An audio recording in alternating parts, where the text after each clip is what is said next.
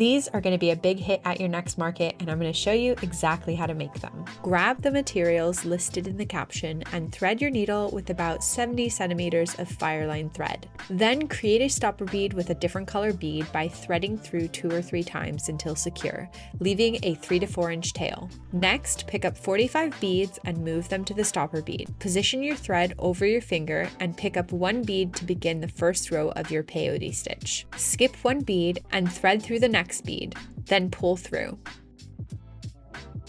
Pick up another bead, skip 1 bead, and thread through.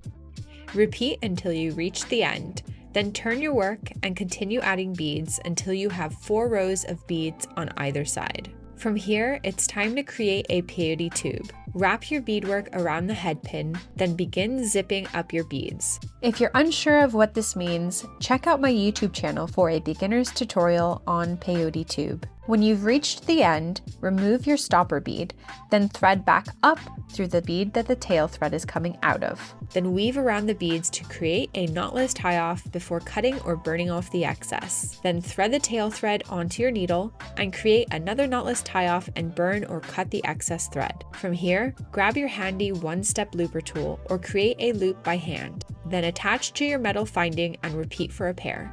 Now you have a simple, small, yet classy pair of beaded earrings ready for your next market. If you enjoyed this tutorial, then definitely check out this other tutorial on how to make daisy hoop earrings. Thank you for watching, and I'll see you in the next tutorial.